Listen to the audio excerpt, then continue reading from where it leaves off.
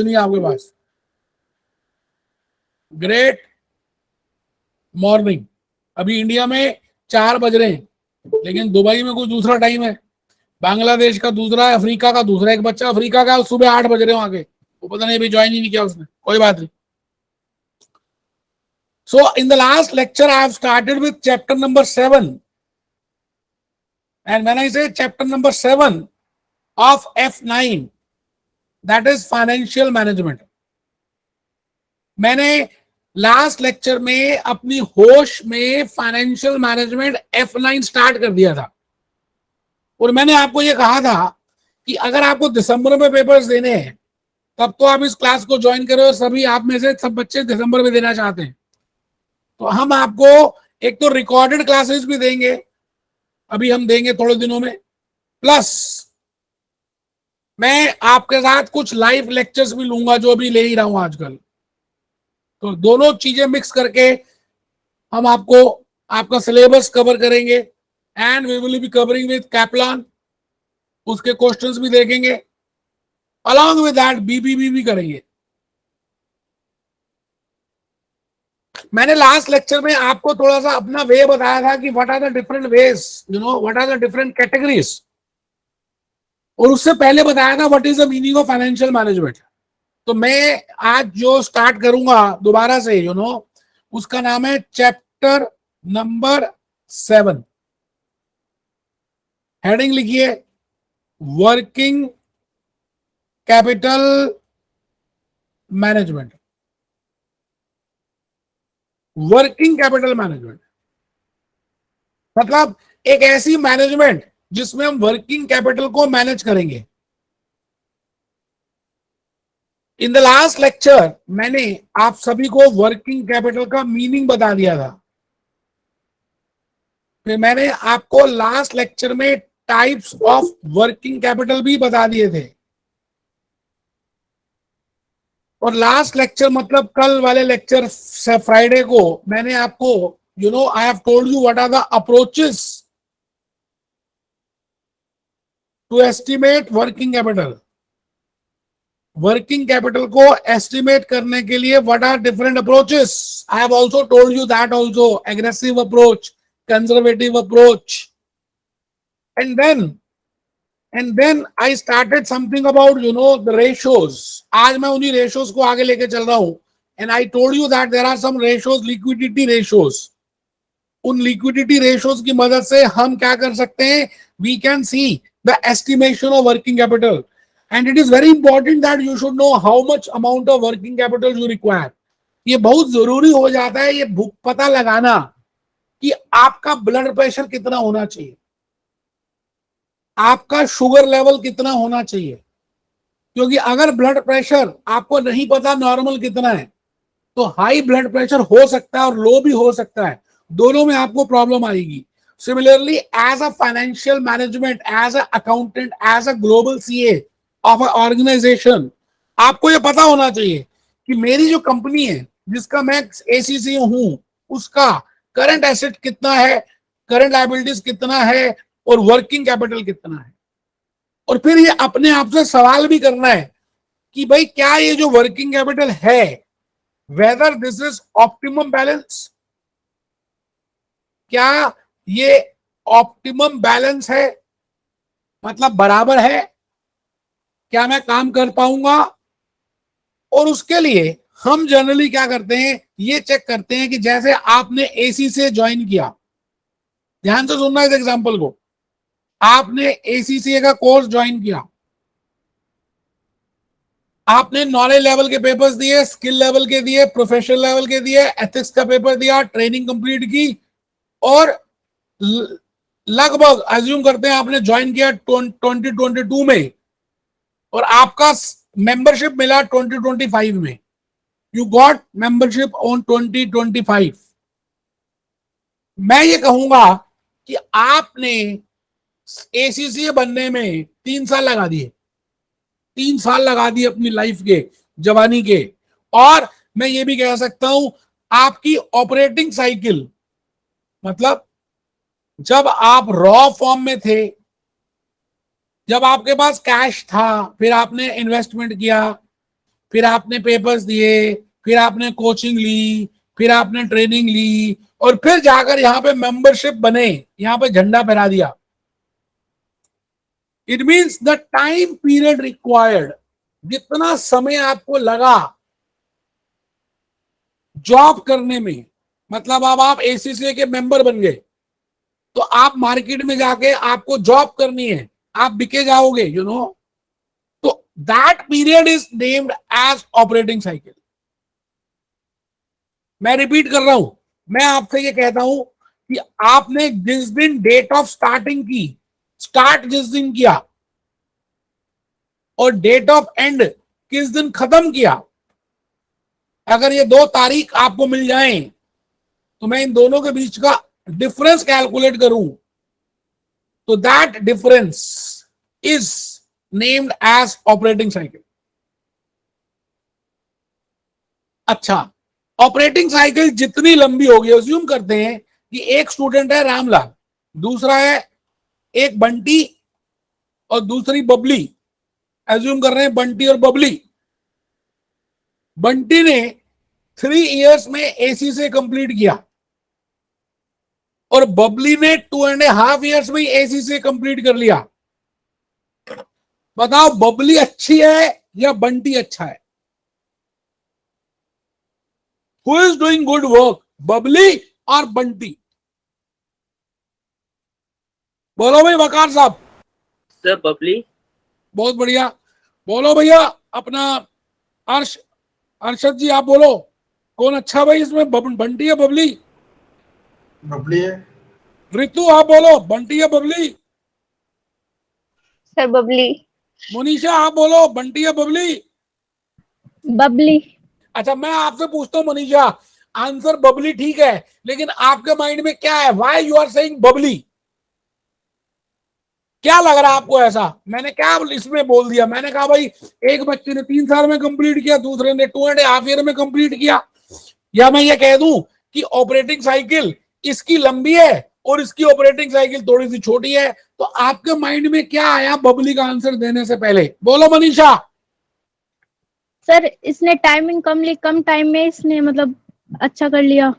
अच्छा तो फिर उसकी उससे क्या होगा? पावर अगर कम टाइम पे उसने एसी से कर लिया तो फिर आगे क्या होगा ये बताओ, सोचो। आगे जितना जल्दी कर लेगा उतना ही जल्दी वो आगे जॉब कर लेगा। बहुत बढ़िया, अब बात बोली। बबली जल्दी जल्दी क्या कर लेगी? जॉब करेगी, जल्दी जल्दी पैसे आ जाएंगे और फिर जल्दी जल्दी लाइफ में सेट हो जाएगी और फिर कार आ जाएगी, फिर घर आ जाएगा और फिर हैप्पी हो जाएगी, एज कम्पेयर टू बंटी। इसका मतलब हमें एक बात समझ आई, एक सबको समझ आई, जो आंसर सबने बिल्कुल ठीक दिया, shorter shorter the operating cycle, better it is. तो अब आप सब आज के इस लेक्चर के पहली बात को लिख रहे हैं, आप सब समझदार बच्चे। सर हम समझदार हैं? हाँ आप सब समझदार हो। आप लिखो ऑपरेटिंग साइकिल, लिखो। पेपर नहीं है, रजिस्टर नहीं है, कॉपी नहीं है, घर चले जाओ, कुछ नहीं है तो।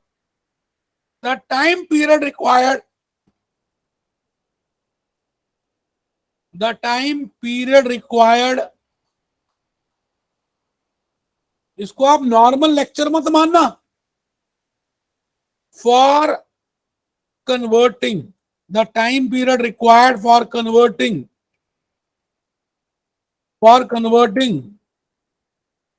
Cash into cash. ये क्या मतलब हुआ? मैंने कहा time period required for converting cash into cash is named as operating cycle. ऊपर से लिखना शुरू करो। फर्स्ट पॉइंट है आज के लेक्चर का। आज लेक्चर स्टार्ट हो चुका है, आप बिल्कुल ढीले होके बैठे मत, बिल्कुल कमर सीधी करके बैठे। ऑपरेटिंग साइकिल, अभी हम चैप्टर 7 में ही हैं, चैप्टर 7 ही चल रहा है। जो बच्चों ने आज से ज्वाइन किया उनको बता रहा हूं। The time period required from converting cash to cash सुनना जरा, कैश टू कैश का मतलब क्या। आप एसीसी हैं उस कंपनी के, सबसे पहले उस कंपनी के पास कैश होगा, वो उसका रॉ मटेरियल परचेज करेगी, फिर उसके बाद उसको कन्वर्ट करेगी वर्क इन प्रोग्रेस में, फिर उसके बाद वो फिनिश गुड्स में कन्वर्ट होगा, फिर उसके बाद वो बेचेंगे तो अकाउंट रिसीवेबल्स में कन्वर्ट होगा, फिर अकाउंट रिसीवेबल से कैश आएगा। और आप कई बार उधार भी लोगे, उसको हम बोलते हैं अकाउंट्स पेबल। आराम से रॉ मटेरियल की जगह में अगर आर लिख दूं, वर्क इन प्रोग्रेस की जगह में अगर डब्ल्यू लिख दूं, फिनिश गुड्स की जगह if I write down F, account receivables की जगह ए आर लिख दूं, वो तो छोटा ही है, एपी। पहले ये बताओ कि क्या ये डायग्राम समझ आ रहा है कि कैश से रॉ मटेरियल, रॉ मटेरियल से डब्ल्यूआईपी, डब्ल्यूआईपी से फिनिश गुड्स, फिनिश गुड्स से अकाउंट रिसीवेबल्स, अकाउंट रिसीवेबल्स से कैश। क्या ये सर्कल समझ आया आपको कि आप छोटे थे, फिर चलना सीखा, फिर आप किंडरगार्टन में गए, फिर अल्फाबेट सीखे, फिर बड़े स्कूल में आ गए, फिर उसके बाद 11th-12th कर ली, अब एसी से कर रहे हो, फिर जॉब करोगे, ये पूरा सर्कल है। इसी तरह से एक किसी भी ऑर्गेनाइजेशन को देखें तो एक बिग सर्कल है, उसका नाम है operating cycle. Operating cycle, operating cycle, इसको सिंबॉलिकली ऐसे लिखते हैं। पहले बताओ ये लिखा, डायग्राम बनाया या नहीं।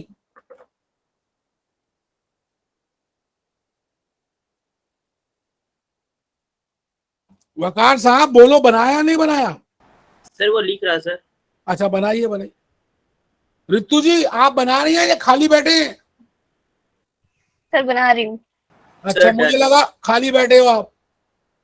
अच्छा बोलते रहा करो भाई, मुझे पता नहीं चलता। समीक्षा आपने ज्वाइन किया है लेक्चर। Yes sir. बहुत लेट क्यों ज्वाइन करते हो समीक्षा।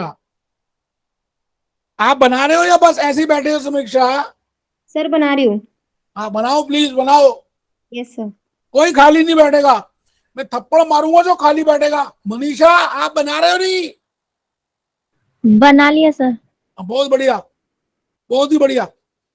कल से आप सभी ने हाइलाइटर रखने अपने पास। जैसे देखो मैं कल रंग भर रहा हूं, आपको भी रंग भरने हैं अपनी रजिस्टर में। जिसका रजिस्टर सबसे ज्यादा अच्छा होगा हम उसको प्राइस देंगे अमेजोन से कुछ ना कुछ। Operating cycle, operating cycle, operating cycle, इसको सिंबॉलिकली कैसे लिखेंगे।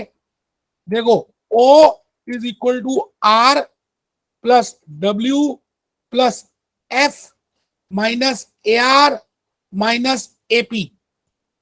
लिखो जी लिखो, बड़ा प्यारा सा फॉर्मूला है। अभी हम इसको सीखेंगे कि ये फॉर्मूला बना क्यों, इस फॉर्मूले का मीनिंग क्या है, हम इसको कैलकुलेट ही क्यों करते हैं, और ये F9 के सिलेबस में क्यों आ गया, हमें पढ़ना क्यों पड़ रहा है, what is the importance of this. सब कुछ सीखने वाले हैं आप सभी के सभी, सभी के सभी। भूल ना जाना, कमर सीधी करके बैठना और ऑपरेटिंग साइकिल का डायग्राम बनाना और नीचे सिंबल्स लिख देना। सर हमने सिंबल्स लिख दिए। अच्छा अब देखो मेरी बात सुनो, नीचे एक बात लिख दो बड़ी इंपॉर्टेंट सी। Shorter, shorter the operating cycle better it is. अभी अभी आपने बताया था, एग्जाम्पल लिख दो, बंटी एंड बबली। आपको याद रहेगा बंटी एंड बबली में मैंने क्या समझाया था। अब आगे आ जाओ, आपके सामने मैं एक क्वेश्चन लेकर आ रहा हूं, आपने उस क्वेश्चन को ध्यान से देखना है और समझना है और मुझे बताना है कि क्या समझ आया। आप ही के कैप्लन का है। मैं सीधा चैप्टर 7 की तरफ बढ़ गया। कोई नई बुक लेने की जरूरत नहीं है, आप हमारे ऑफिस में फोन करना, आपको गाइड कर देंगे।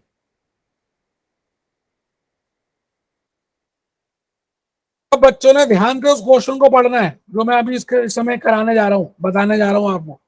ये है जी इलस्ट्रेशन नंबर 1।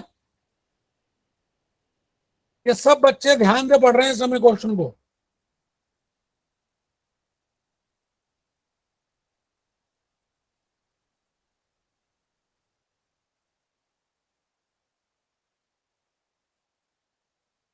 क्वेश्चन आपके सामने, a company has following figures, कैप्लॉन का क्वेश्चन है, लेटेस्ट मटेरियल है कैप्लॉन का, वहां से क्वेश्चन कर रहे हैं, ध्यान से क्वेश्चन को पढ़ रहे हैं। वो कहता है कि कंपनी के पास एक इंफॉर्मेशन है। अच्छा, क्या क्या इंफॉर्मेशन है? रिसीवेबल्स 4 मिलियन, ट्रेड पेबल मतलब accounts payable 2 million, inventory 4.3 million, sales 80% credit, material purchases 16, cost of sales is this, calculate working capital ratios. आपको पहले रेशियोज निकालनी है और उसके बाद हम क्या करेंगे, ऑपरेटिंग साइकिल कैलकुलेट करेंगे।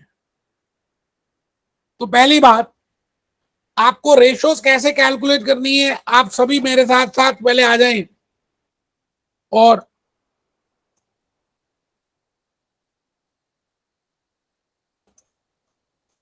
लिखना शुरू कर दें। पहले तो ऊपर लिखेंगे वर्किंग कैपिटल रेशियोज जो मैंने आपको अभी बतानी है। फर्स्ट पॉइंट ऑपरेटिंग साइकिल लिख दिया। ऑपरेटिंग साइकिल तभी निकाल सकते हैं अगर आपको रेशियोज पता हो। तो हेडिंग लिखिए working capital ratios. First ratio, अच्छा कोई भी रेशियो लिखी हो तो न्यूमरेटर अपॉन डिनोमिनेटर होता है ये फॉर्मूला, ठीक है।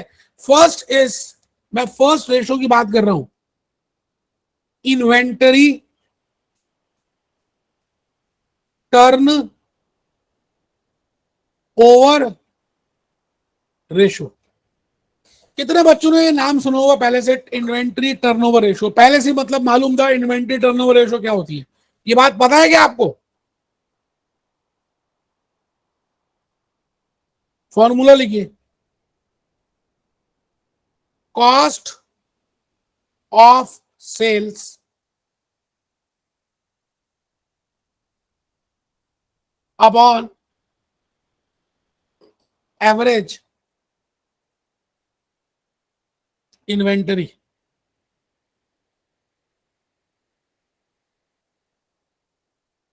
अगर एवरेज नहीं दी तो क्लोजिंग इन्वेंटरी लिख देंगे।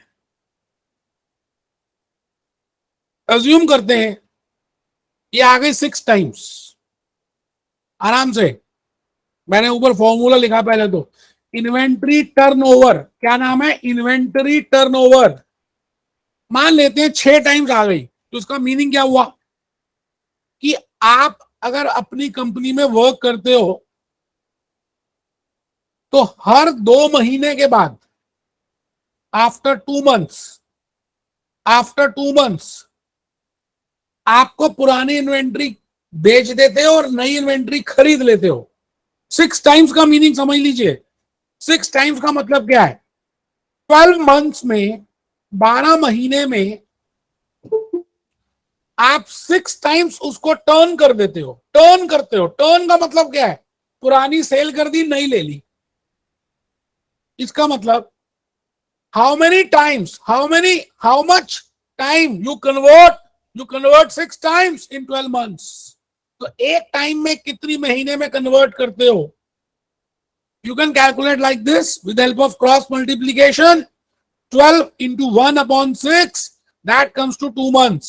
पहले बताओ ये 2 महीने समझ आया सबको? वकार साहब? जी सर। ऋतु मैडम, ये 2 मंथ समझ आया क्या? हाँ सर। अच्छा, अब मैं ऋतु मैडम आप ही से एक बात पूछता हूं, ध्यान से सुनना। एक कंपनी है एमआरएफ टायर्स और दूसरी कंपनी है अपोलो टायर्स।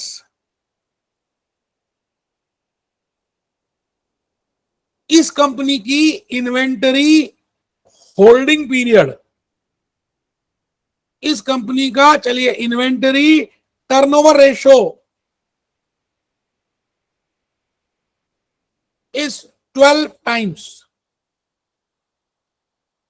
और अपोलो टायर का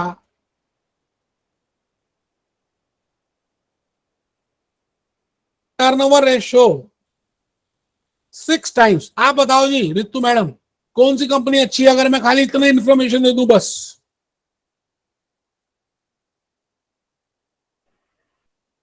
एमआरएफ अच्छी है या अपोलो अच्छी है? सर मैं MRF। क्यों? Y MRF? आंसर ठीक है एमआरएफ, बट आंसर क्यों बताओ, कैसे निकाला आपने? सर वो 12 टाइम्स है, तो 12 टाइम्स में खरीदा और बेचा जाएगा। हाँ, इसका मतलब एक साल में उन्होंने 12 बार इसको खरीदा और बेचा, मतलब पुरानी इन्वेंट्री बेच दी, नई ले ली, फिर पुरानी बिक गई, नई ले ली, 12 बार किया ऐसा। और अपोलो टायर ने 6 बार किया बस। इसका मतलब अपोलो टायर का इतना प्रोडक्ट डिमांड में नहीं है, क्योंकि अगर वो डिमांड में होता तो जल्दी बिकता। या ऐसा समझ लो, जो जो अभी हमारे को ऋतु मैडम ने नहीं बताया, शायद वो बता भी दें। मैं कहता हूं यहां पर इन्वेंट्री होल्डिंग पीरियड 2 महीने है, इन्वेंटरी होल्डिंग पीरियड 2 मंथ्स है और 1 मंथ है, 1 मंथ है, 1 मंथ है। और नीचे अपोलो टायर्स में इन्वेंटरी होल्डिंग पीरियड 2 मंथ्स है। बताओ ये कैसे निकाला मैंने 1 मंथ और 2 मंथ? मैंने लिखा जी इन्वेंट्री होल्डिंग पीरियड 1 मंथ है यहां पर, और यहां 2 मंथ्स है। कौन सा बच्चा बताएगा? सर 12, हाँ हाँ, बोलो बोलो, आप बोलो। सर 12 से सर मल्टीप्लाई करके निकाला गया sir, 12 into 1 divided by 6 and ऐसे करके निकाला गया सर। अच्छा ठीक है, वैसे मैंने आपको अभी अभी थोड़ी देर पहले बताया था, बोल तो आप ठीक रहे हैं, मैंने आपको अभी बोला था कि 6 टाइम्स ऐसे भी निकाल सकते हैं। 6 टाइम्स अगर 12 महीने में बदलती है तो 1 टाइम होल्डिंग पीरियड कितना होगा? 12 इंटू 1/6, ये आ गए 2 महीने। मतलब आप किसी भी तरह से निकाल सकते हैं। कंसेप्ट ये है कि ये कंपनी 1 महीने होल्ड करती है और ये कंपनी 2 महीने होल्ड करती है। अपोलो टायर्स अपना स्टॉक 2 महीने के लिए रखती है अपने पास, तब जाके बिकता है। और एमआरएफ 1 महीना रखती है तो जाके बिकता है। तो अब सभी बच्चे जो मैं बताना चाहता हूं वो इंपॉर्टेंट है। इन्वेंटरी होल्डिंग पीरियड का फॉर्मूला सुनो जरा। पहले तो आपने अभी भी लिखा इन्वेंटरी टर्नओवर रेशो। क्या फॉर्मूला लिखा था अभी अभी इन्वेंटरी टर्नओवर रेशो का? आपने लिखा था cost of sales divided by inventory, closing inventory या एवरेज इन्वेंटरी।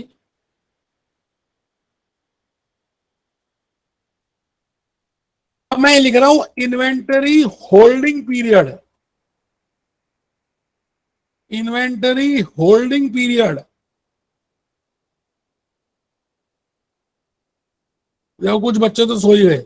यहां पे मैंने लिखा इन्वेंटरी होल्डिंग पीरियड, इसको ऐसे लिख सकते हैं, इसको ऐसे लिख सकते हैं 12, या ऐसे भी लिख लीजिए इन्वेंटरी, इसका opposite closing inventory upon cost of sales.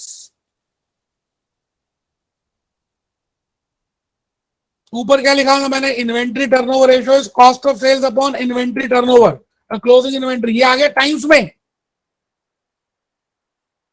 और ये जो आया नीचे होल्डिंग पीरियड, ये मंथ्स, डेज, वीक्स, कुछ भी आ सकता है।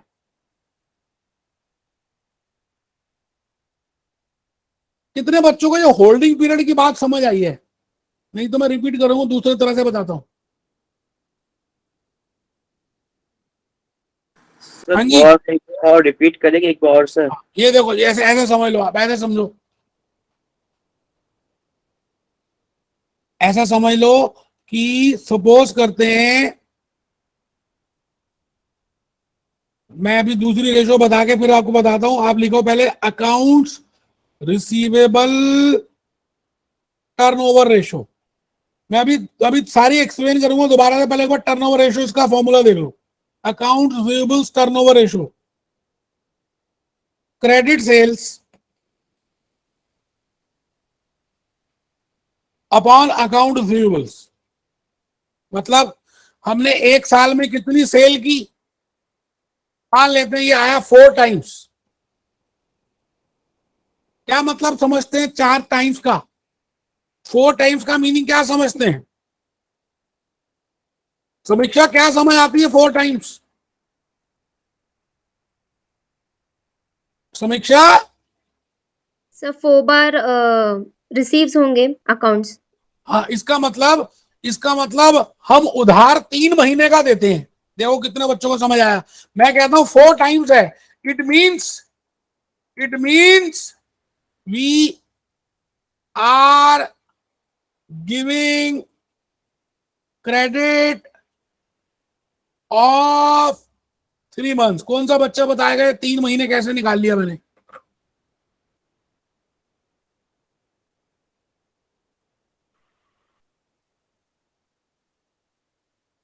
हाँ जी, ज़ियान फैजान साहब, आप सर बताएंगे। 12 से डिवाइड करके।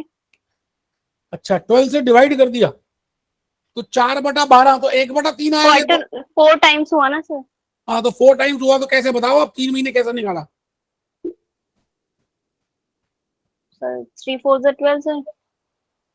नहीं, 3 4 या तो 12 बिल्कुल ठीक है, वो तो मल्टीप्लाई करके 3 4 या 12 तो आएगा ही। सो 4 टाइम्स हमें रिसीव हो रहे हैं। हाँ, 4 बार आपके डेटर्स बदले जा रहे हैं एक साल में, तो 12 महीने में अगर 12 मंथ्स में 4 बार चेंज हुए तो एक बार कितने महीने में चेंज हुए होंगे? ऐसे सोच सकते हैं भाई, पुराने डेटर्स चले गए, नए आ गए, पुराने चले गए, नए आ गए, पुराने चले गए, नए आ गए, ऐसा 4 बार हुआ। इसका मतलब आप उधार 3 महीने का देते हो, तभी तो 4 बार हुआ ऐसा। इसको ऐसे समझ सकते हैं, if 4 times, then if 4 times is there, then it is in 12 months। तो एक टाइम कितने महीने में होगा? तो इस तरह से मैंने किया, तो 12 into 1/4 is equal to 3 months. मैंने क्या किया, ऊपर टाइम लिखा, नीचे नीचे अकाउंट रिसीवेबल्स टर्नओवर रेशियो लिख दी। अब ये सिंपल सा फॉर्मूला बताऊंगा, पहले बताओ ये 3 महीने सबको समझ आ गया या नहीं आया? यस ये सर। सर आ गया, क्या कह रहे हो? आ गया सर, क्लियर। मैंने अभी तक आपको 2 रेशोज बता दी, बस 2 ही बताई। एक बताई inventory turnover ratio,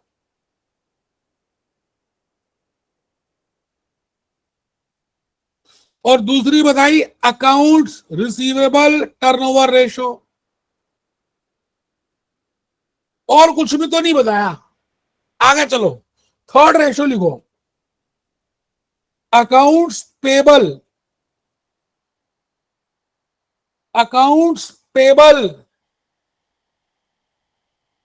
turn over ratio.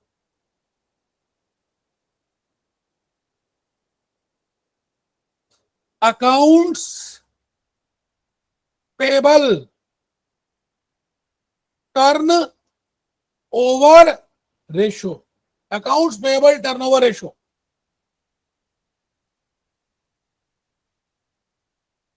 Credit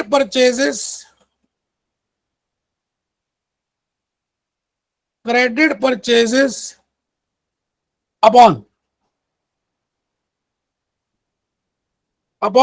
pebbles. हमने कितने देने और कितना सामान खरीदा था एक साल में। मान रहे हैं ये 12 टाइम्स आ गया, ये 12 टाइम्स आ गया। इसका मीनिंग ये हुआ कि एक साल में 12 बार आप पेमेंट कर रहे हो। और इसका मीनिंग ये भी हुआ कि credit period allowed by suppliers to you, suppliers ने आपको कितने महीने का उधार दिया, उसको बोलते हैं ये 1 महीना है। यहां पर बताओ 1 मंथ कैसे आया?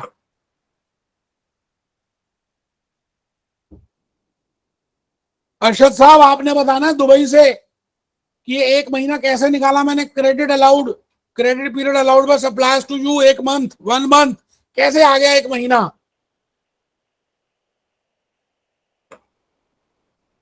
बोलिए।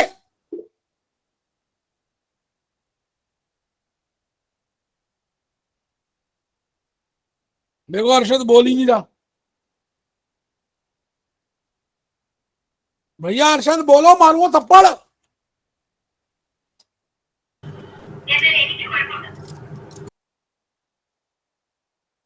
बोलो। मुझे लग रहा क्लास में भी है या नहीं। अरशद जी बोल क्यों नहीं रहे यार? आप हैं, आप तो क्लास में हैं, बोलिए। है मेरे को मालूम नहीं है clear। अच्छा चलो कोई बात नहीं, आपको मालूम नहीं है, कोई बात नहीं। समीक्षा आप बताओ ये 1 महीना कैसे आया? Sir 12 into 1/12। हाँ 12 इंटू 1/12, वो तो चलो मैथमेटिकली कर दिया। समझाओ तो सही कैसे निकाला है, समझा के बताओ। ये तो मैथमेटिकली आ गया। हाँ यस बोलो बोलो। सर, हमने एक बार क्रेडिट पीरियड दिया है, तो ठीक है। अगर 1 महीने में चाहिए तो हमें into 1 करना पड़ेगा। सो 12 into 1/12। अच्छा, या ऐसा समझ सकते हैं कि हम 12 बार टर्न कर रहे हैं, 12 यस बार टर्न कर रहे हैं 12 महीने में, तो हाँ, एक बार टर्न करेंगे 1 महीने में। Yes sir. इसका मतलब हम 1 महीने का उधार लेते हैं तभी तो हमें 1 महीने के बाद पेमेंट करनी पड़ती है। Yes sir.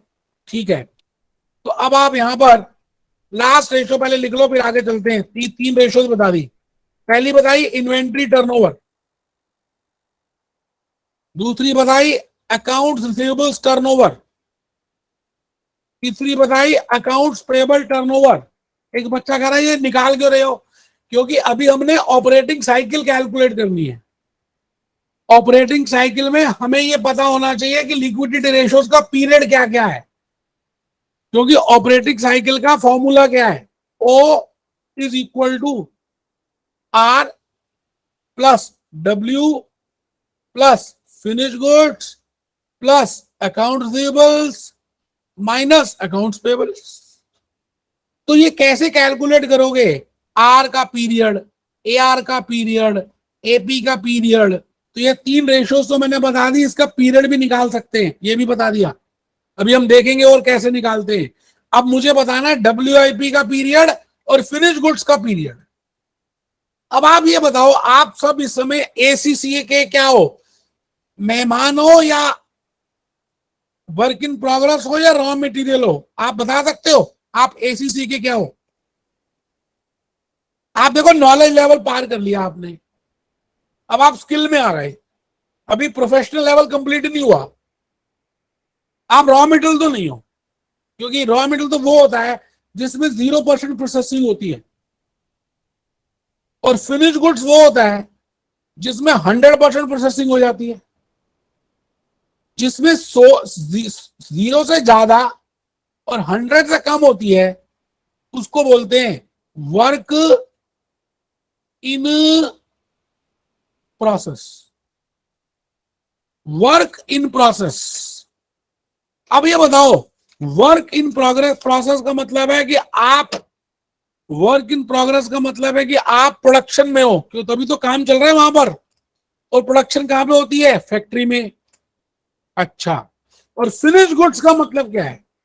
कि सामान बिल्कुल तैयार हो गया, बन गया, अब बिकने के लिए तैयार है, ready for sale, ready for sale. तो अब मेरी बात सुनना, अगर आपको थोड़ा सा ध्यान आ रहा हो, मैनेजमेंट अकाउंटिंग में आपने कॉस्ट शीट बनाई थी, बनाई थी कभी जिंदगी में कॉस्ट शीट?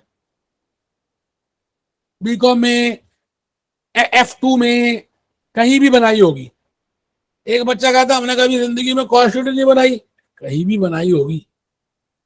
बताओ कॉस्ट शीट कितने बच्चों ने नहीं बनाई, या कितने बच्चों ने बनाई है वो बताओ। वही समीक्षा बनाई हो या कॉस्ट शीट? Yes sir. बहुत बढ़िया। ऋतु आपने?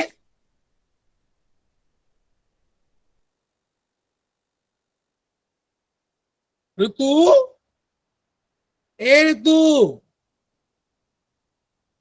देखो ऋतु मैडम बोल ही नहीं रही। जी सर। ठीक है, प्लस ये सब बच्चे जरा पहले एक बार एक कॉस्ट शीट बनाए, फिर मैं बाकी के दो फॉर्मूलेस कराऊंगा। इसको बोलते हैं प्राइम कॉस्ट। सब बच्चे लिख रहे हैं raw material consumed, direct labour, direct expense, ये फिगर आ गई प्राइम कॉस्ट। F2 में किया हुआ है आपने मैनेजमेंट अकाउंटिंग में, नहीं तो बीकॉम में तो किया ही हुआ है। प्लस फैक्ट्री ओवरहेड्स, इसको बोलते हैं फैक्ट्री कॉस्ट। और प्रोडक्शन कॉस्ट,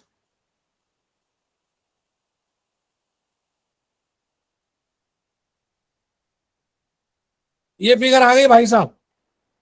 पहले काम कहां होता है? फैक्ट्री में। इसके बाद प्लस ऑफिस ओवरहेड्स,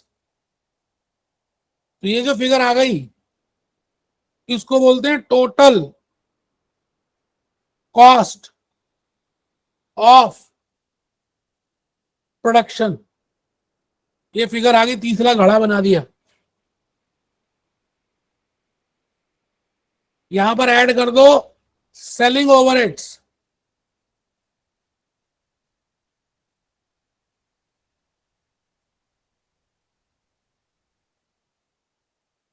ये जो फिगर आ गई इसको बोलते हैं कॉस्ट ऑफ सेल्स।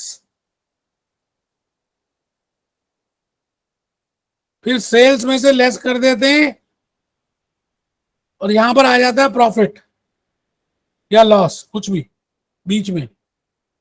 आराम से पहले ये पूरी स्टेटमेंट बनाओ, ऊपर से बनाओ भैया। कॉस्ट शीट हेडिंग नाम लिखो, रॉ मटेरियल कंज्यूम्ड, इसको बोलते हैं डायरेक्ट मटेरियल। फिर डायरेक्ट लेबर और फिर डायरेक्ट एक्सपेंस, तीनों को जमा कर दें तो प्राइम कॉस्ट आ जाएगा। फिर इनडायरेक्ट फैक्ट्री ओवरहेड्स ऐड कर दें तो फैक्ट्री कॉस्ट आ जाएगी।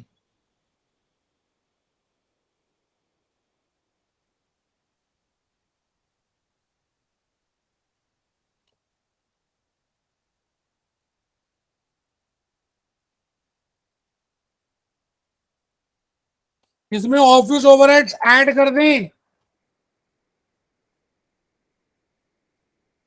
तो टोटल कॉस्ट ऑफ प्रोडक्शन आ जाएगा।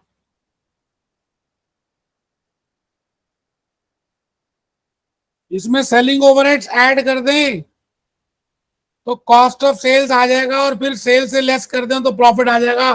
कितने बच्चों ने ये प्रिपेयर किया है और कितने खाली बैठे रहे? वकार साहब आपने बनाई?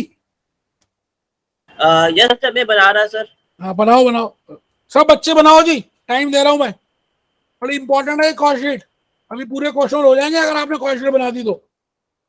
रॉ मटेरियल, कच्चा सामान, direct labour, direct expenses, factory overheads, office overheads, selling overheads.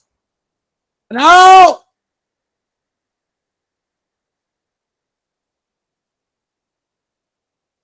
अभी रिकॉर्डेड लेक्चर्स में मिलेंगे आप सबको।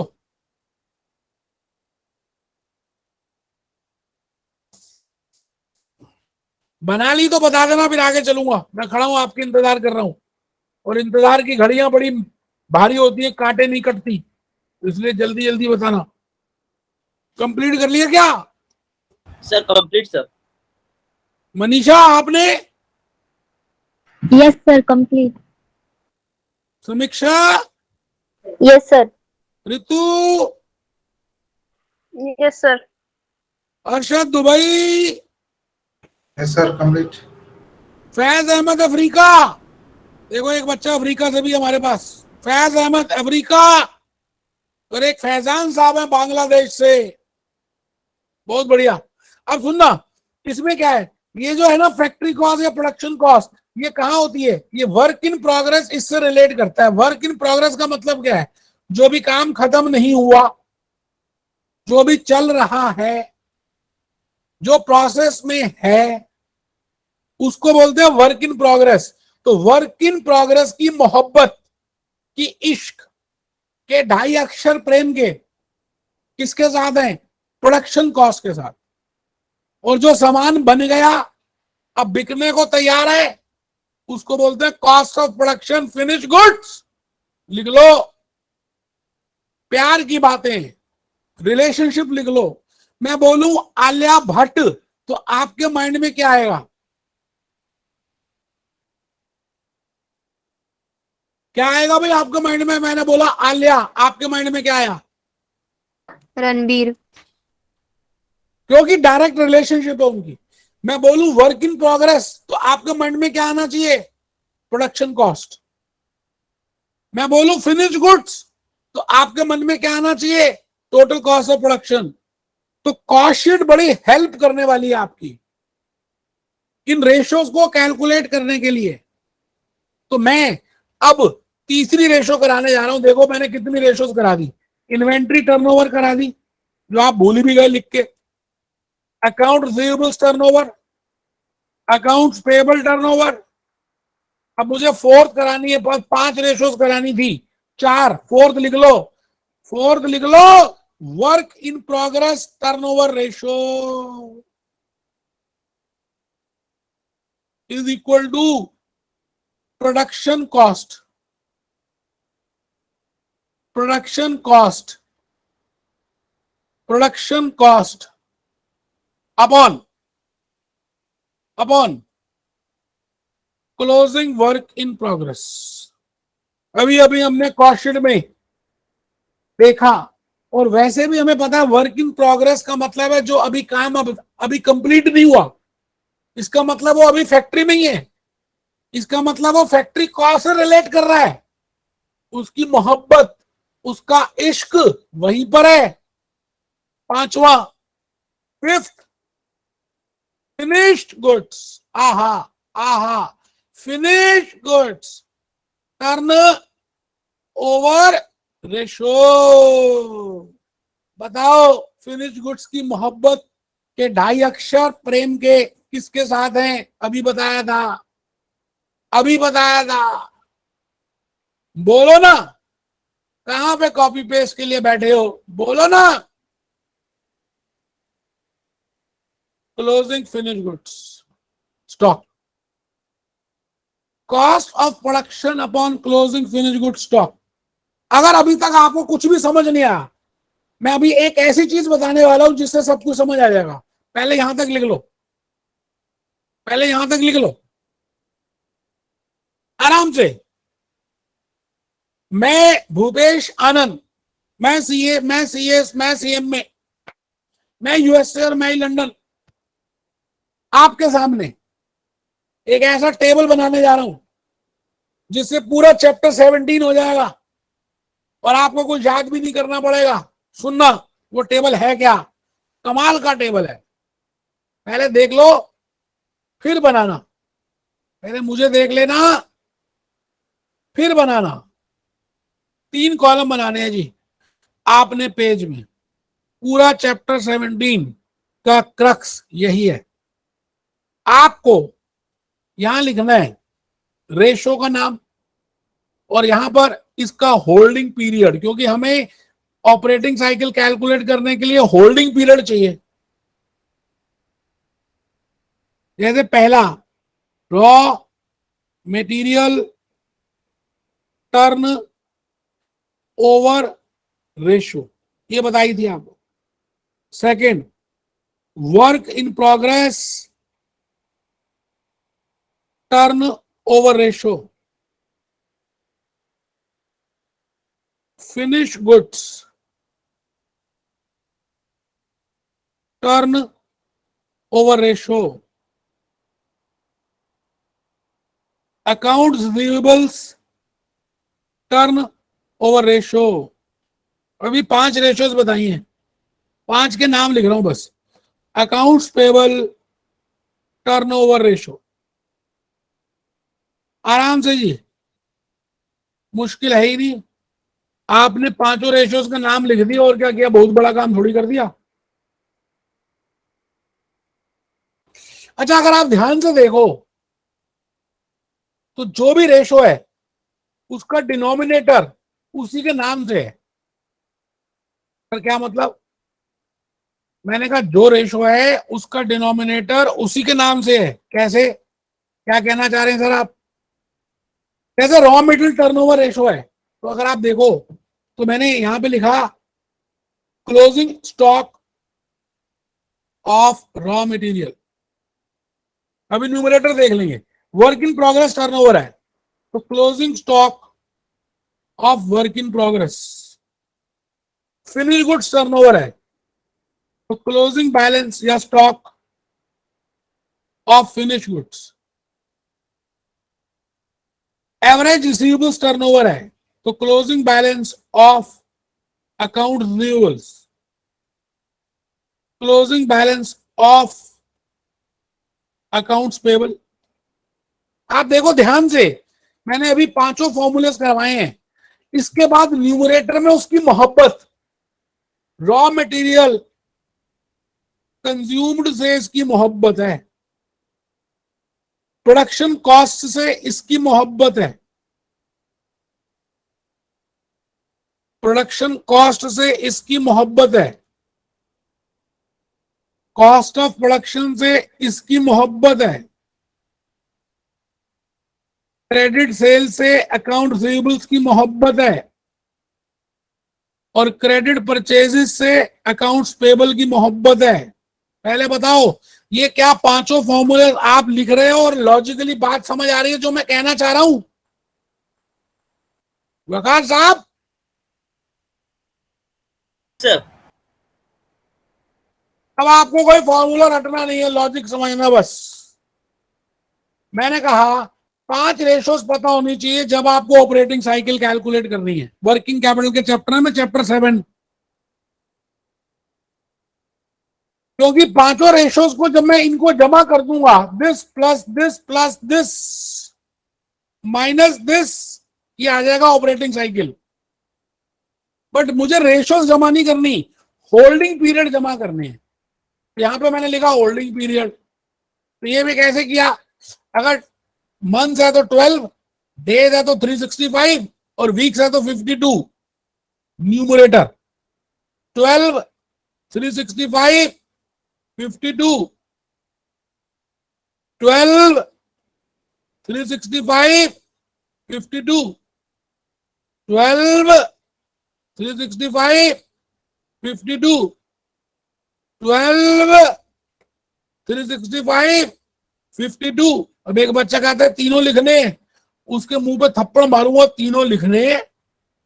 अगर मंथ होगा तो 12 लिख लेंगे, डेज का क्वेश्चन होगा तो 365 लिखेंगे, और वीक होगा तो 52 लिखेंगे। तीनों लिखने हैं। पागल हो रहा है वो बच्चा। इसके बाद इसका ये रेशो लिख दीजिए, raw material turn over ratio.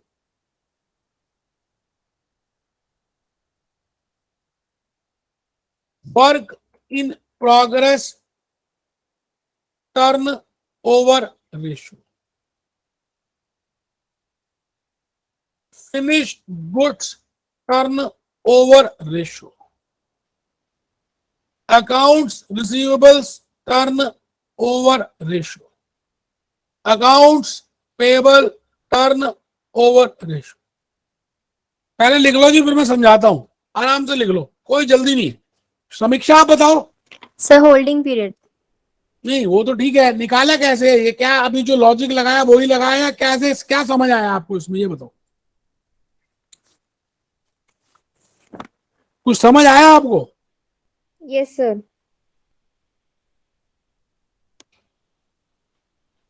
अब आप इसमें आ जाओ जरा, पहले से बच्चे।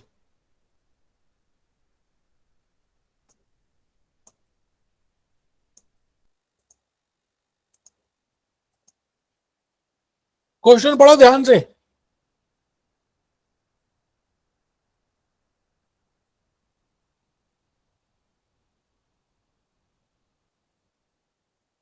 आपको निकालनी है working capital ratios,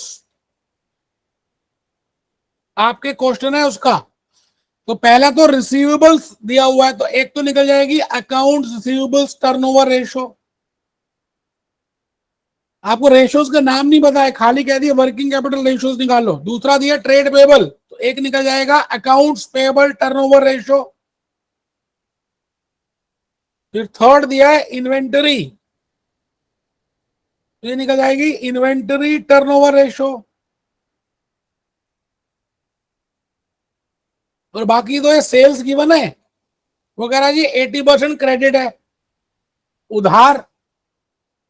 material purchases all on credit, सारे उधार में खरीदते हो। और कॉस्ट ऑफ सेल्स गिवन है। तो पहली रेशो लिखो आप सब जो बच्चों ने निकालनी है, उसका नाम है, लिखो इन्वेंटरी होल्डिंग पीरियड और इन्वेंटरी टर्नओवर रेशो।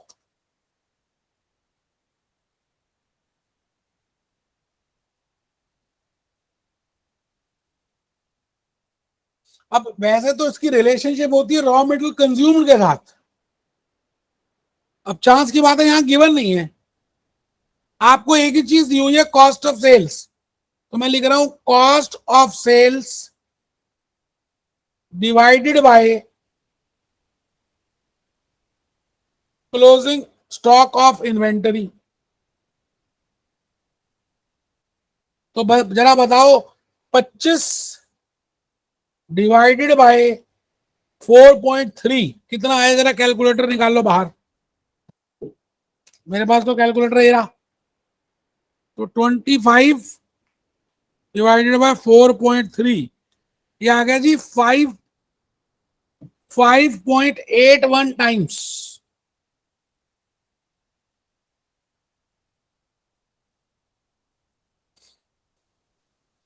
और इसको अगर आपने डेज में निकालना हो, होल्डिंग पीरियड डेज में, तो अभी अभी बताया 365 अपॉन 5.81, अभी बताया था 365 क्योंकि डेज है और अपॉन इन्वेंट्री टर्नओवर, तो 365 डिवाइडेड बाय 5.81, ये आ गया जी 62.82, 63 डेज। आंसर देखो, इन्होंने यही निकाला है, आराम से देख लो आंसर। इन्होंने सीधा 63 डेज निकाल दिया। उसमें रटना पड़ेगा। आप पहले इन्वेंट्री टर्नओवर रेशो निकालो, जो आपने यहां पे निकाली इन्वेंट्री टर्नओवर, फिर उसको लॉजिकली एक्सेप्ट करके डेज में आ जाओ। तो आपने निकाला 5.81 टाइम्स, मतलब 12 महीने में 5.81 टाइम्स ये टर्न करता है इन्वेंटरी।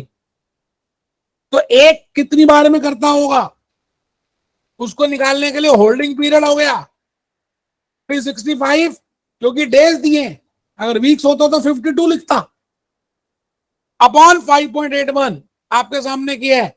लेकिन इन्होंने शॉर्टकट मेथड लगाया है, देखो आराम से, मैंने लॉजिक समझाने के लिए ऐसा किया आपके साथ। तो पहले बताओ रॉ मेटेरियल की ये वाली साइकिल समझ आई?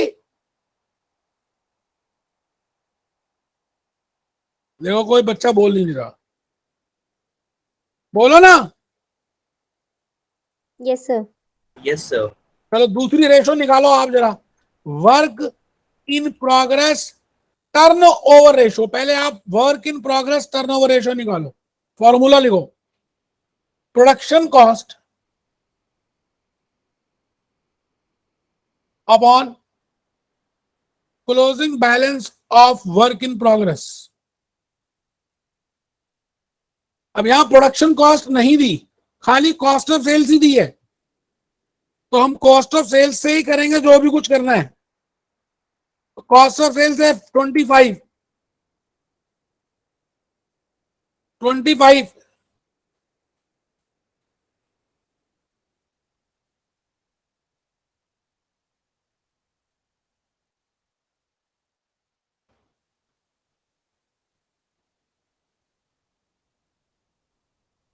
करके दिखाइए। 25 अपॉन क्लोजिंग बैलेंस। ये देखो क्या लिखा है, when production cost cannot be calculated, cost of goods sold given is a good approximation। मतलब कॉस्ट ऑफ सेल्स यूज कर सकते हैं उसकी जगह। क्लोजिंग बैलेंस ऑफ WIP देखो गिवन है या नहीं, work in progress held given है या नहीं। तो वर्क इन प्रोग्रेस आपको क्वेश्चन में गिवन नहीं है, निकालना पड़ेगा, मैं बताता हूं। तब तक आप जो जो गिवन है पहले उसको निकाल लो। थर्ड रेशो करके दिखाओ जरा, ये वाली fourth, account receivables turnover ratio निकाल के दिखाओ। पहले अकाउंट रिसीवेबल्स कर लो, वर्क इन प्रोग्रेस मैं बताता हूं। तो अकाउंट रिसीवेबल्स टर्नओवर रेशो कैसे निकालेंगे, ये देखो ये रही, कहां चली गई, ये रही। तो पहले लिखो कॉस्ट ऑफ, ऊपर लिखो जी credit sales upon closing account receivables. Credit sales वो कह रहा है 80% उधार में, तो 30 का 80% कितना आ गया, 24। तो यहां लिख रहा हूं 24 अपॉन रिसीवेबल्स 4, 8 कितना आ गया, 6 आ गया, 6 टाइम्स।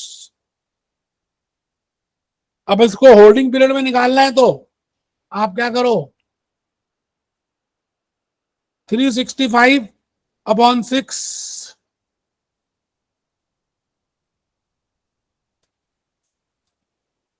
तो ये आ गया जी 60.83, जिसको इन्होंने अप्रोक्सीमेटली 61 डेज ले लिया, 60.83।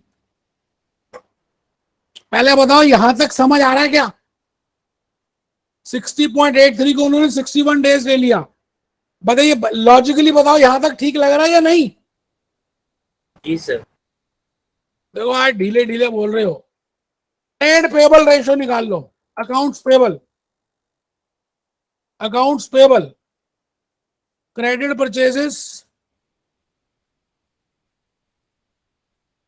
Upon closing balance of accounts payable.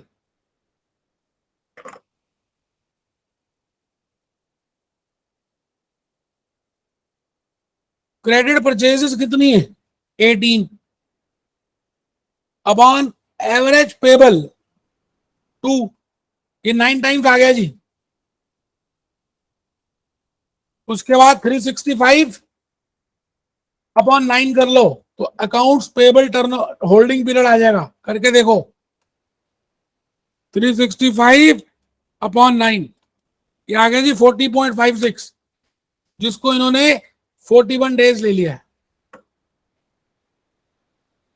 उसके बाद ऑपरेटिंग साइकिल निकाल दी, सिंपल है। इन्वेंट्री डेज 63 निकाल लिए थे, 41 डेज अभी अभी हमने ट्रेड पेबल किए, रिसीवेबल डेज 61 किए, लेंथ ऑफ ऑपरेटिंग साइकिल देखो 83 डेज आ गए आपके सामने, आराम से देख लो आप सभी ने 63 डेज निकाले हैं। फिर अभी अभी 41 डेज भी कैलकुलेट किए हैं, अभी work in progress finish goods छोड़ दो, और अभी अभी रिसीवेबल्स भी निकाले हैं। तो कैसा फॉर्मूला लगाते हैं, inventory minus trade payable plus receivables, तो ये आ गया 83। इसका मतलब क्या, मतलब समझ आया, the cash operating cycle tells between paying out for material inventory and receiving cash back. दोबारा से कैश आने में कितने दिन लग रहे हैं, 83 डेज लग रहे हैं। Shorter the period better it is.